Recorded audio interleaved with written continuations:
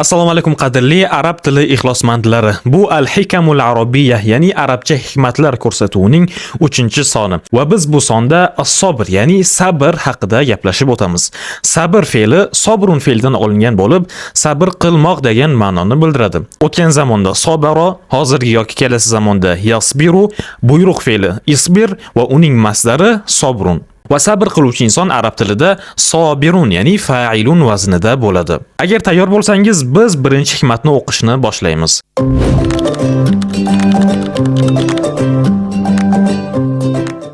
Birinchi hikmat. As-sabru miftahul faraj. Sabr yengilchilikning kalitidir. Miftah bu kalit degan ma'noni bildiradi va uning ko'pligi mafatih bo'ladi. Al-faraj esa yengilchilik, osonchilik degan ma'noni bildiradi va bu so'zning aksi musibat yoki qiyinchilikka to'g'ri keladi. As-sabru miftahul faraj. Sabr yengilchilikning eshigi. Deylik, kishining boshiga bir ish tushsa, u albatta bu ishdan qutulmoqchi bo'ladi, ya'ni muammoni yechmoqchi bo'ladi va muammo va yechimning orasida bir eshik bor. Va ayni shu eshikni bizlarga ochib beradigan narsa bu sabr.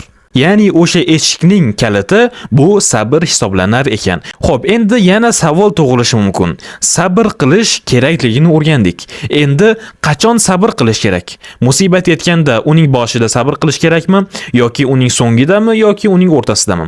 Shu yerda hikmat bizga aytadiki, as-sabru inda as-sadmatil ula. Sabr birinchi zarbada.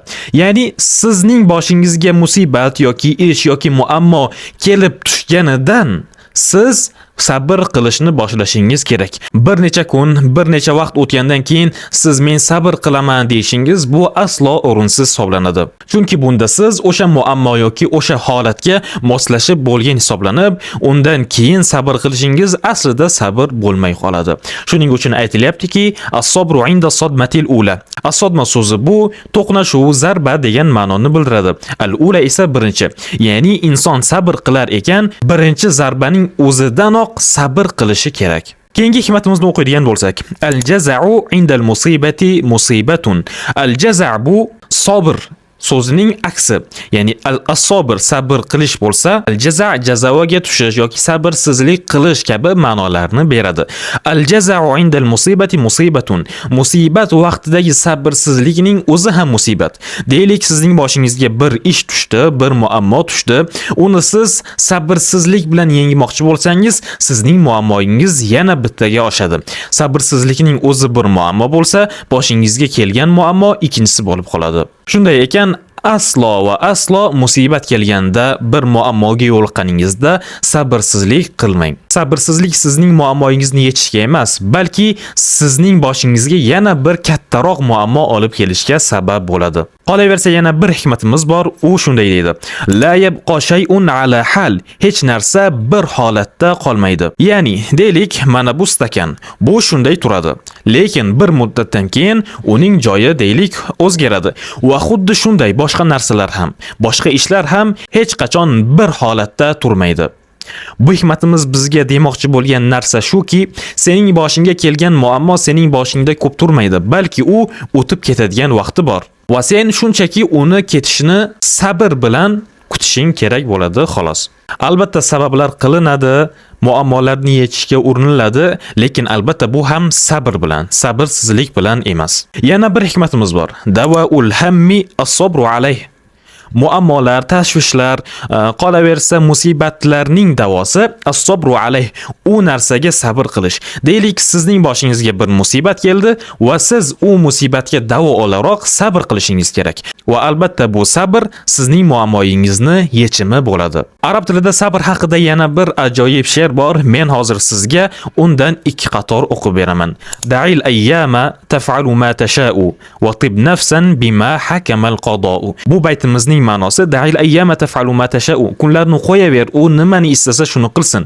Ya'ni bugunmi, ertami, u albatta o'zini narsasi bilan keladi.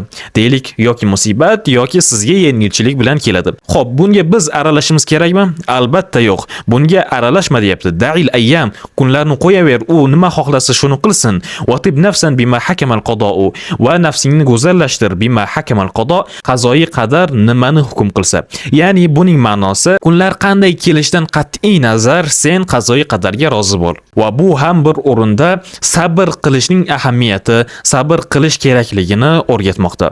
Biz hozir sabr qilish kerakligini aytib o'tdik. Endi sabr qilgan inson erishadigan eng go'zal narsalardan biri zafarligini bu hikmatimiz aytmoqda.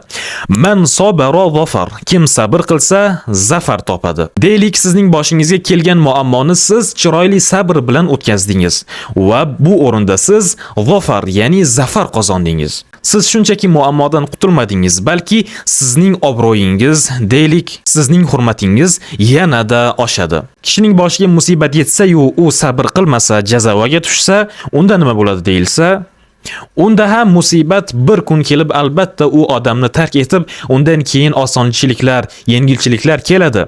Lekin u bu jarayonda orttirgan narsasi sabrsizlik bo'ladi. Va ko'plab sarflangan asablar unga bir kun albatta zarar, ziyon yetkazadi. Shunday ekan, albatta sabrli bo'ling. Men Rahmonov Ibrohim, bu esa arabcha hikmatlar, ya'ni al-hikamul arabiyya ko'rsatuvi edi. Sizlarni keyingi sonlarda ham kutib qolamiz. Ma'assalama.